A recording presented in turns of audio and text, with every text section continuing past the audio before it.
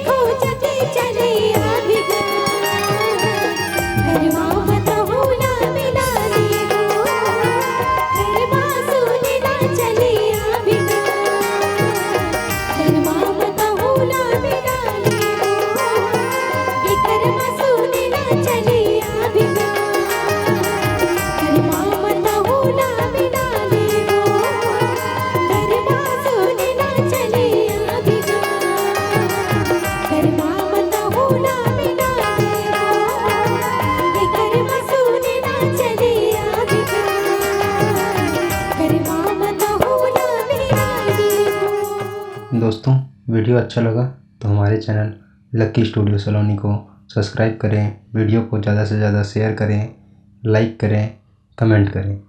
धन्यवाद।